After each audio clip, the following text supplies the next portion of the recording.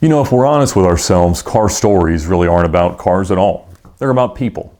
And the relationships that we forge through the automotive hobby are really what enriches our lives about the cars that we say we love. It's the people that we meet through the epic drives, through the builds, through the modifications, through the transactions, through the car shows, through the things we do with cars that make cars awesome. And I love the chance to share my car stories and to talk to different people who have these awesome experiences in cars. But the real theme is that cars are the vessel that I use to meet people, to associate with people, to build these relationships that make my life better.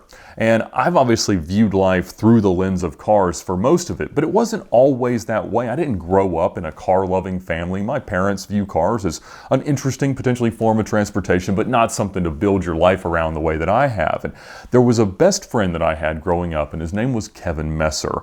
And if it hadn't been for him, that initial interest, that spark, never really would have happened for me. I mean, obviously my life has intersected with millions of interesting car people since then, but that passion would never have burned quite as brightly if it hadn't been for Kevin.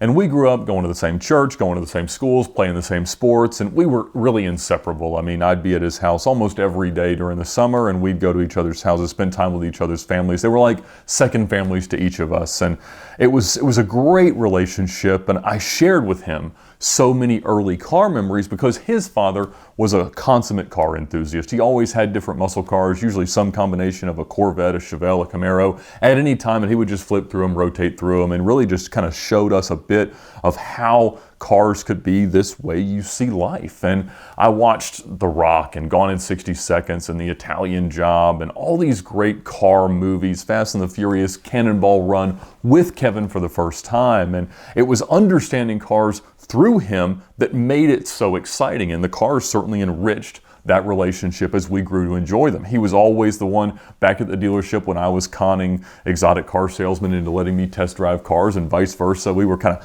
building up whatever image we'd created of why each of us could afford whatever car we were trying to pretend we wanted to buy. And you know, probably not the most upstanding thing to do in the world, but whatever each of us were interested in, we made it a whole lot easier and more satisfying for the other to pursue it. And I always knew that cars would continue to be that bond with us through life, even though everything else, all the other interests were shared. And it was with him that the idea of the exotic car rental company kind of found its genesis. We talked about Cannonball together and all these road trips, all these drives, all these things that we wanted, our dreams of owning exotic cars and who would get a Ferrari first. And the people that knew us both would have said that Kevin got into a lot more trouble than I did, but in reality we both got into the exact same amount of trouble.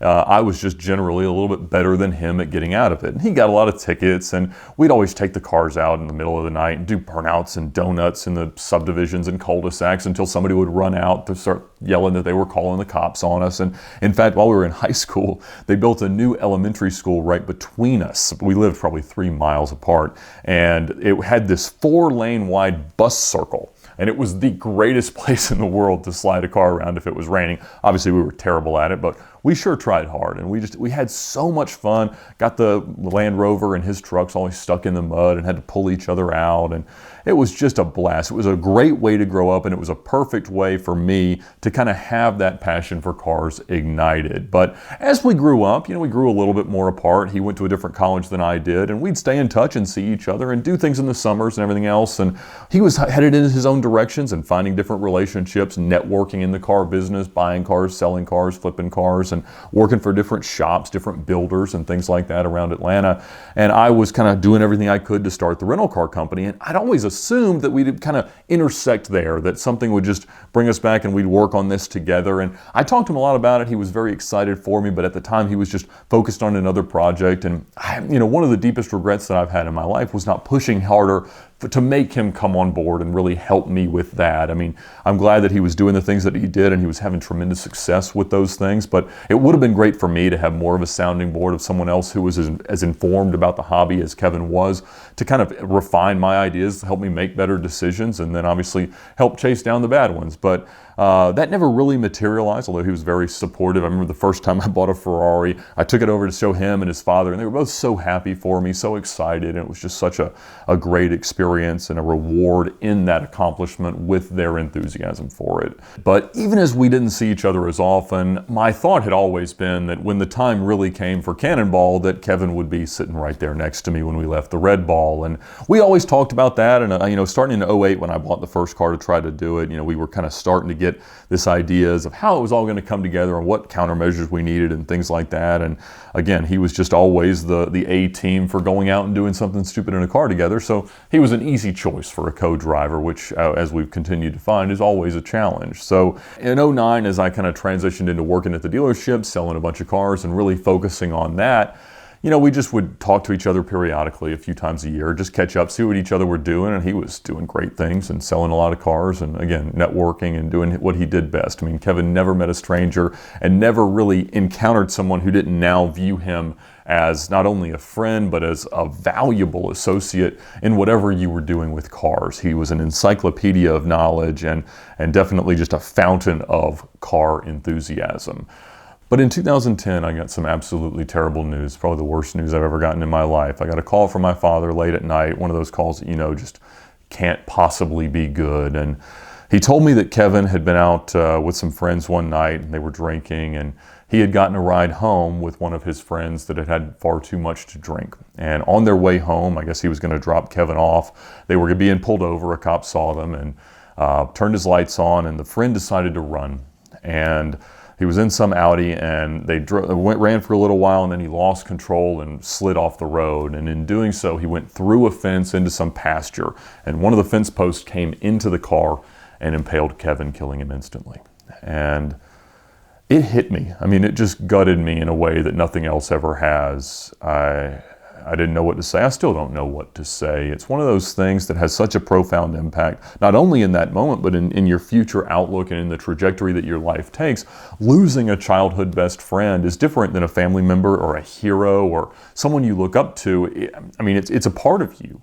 And as the spark that he had ignited in my life in cars had become such a huge part of it in the way that my life had played out, it was kind of a hollow feeling of like, well, what do I do now? And even when we weren't as close, it was always this thought that we're going to reconvene and we're going to do something awesome together because we're too much alike and we care too much about each other for this not to be a significant part of our lives moving forward. And it just killed me for me, for his family that had poured so much of themselves into raising him well. And I mean, like I said, I grew up with him in church. I know he's in heaven, and I look forward to being able to be with him again one day, but not having him here just kills you.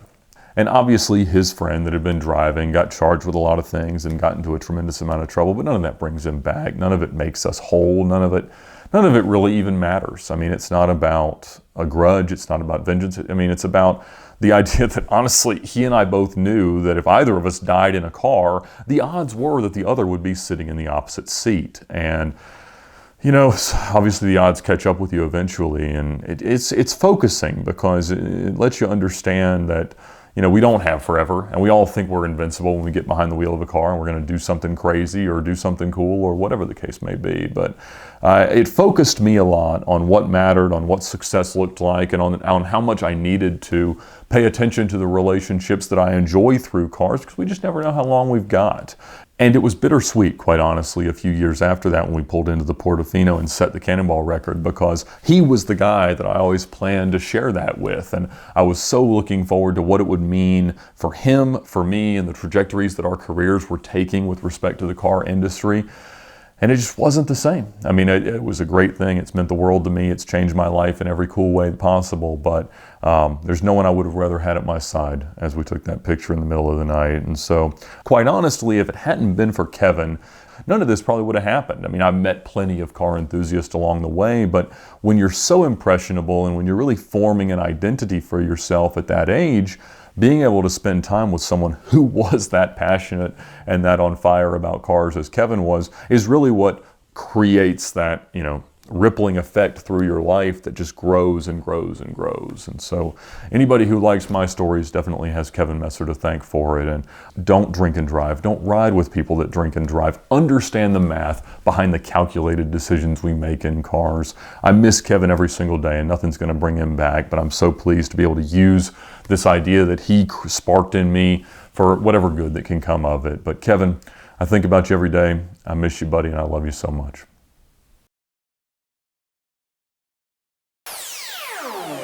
At Dollar Shave Club, you're always in control.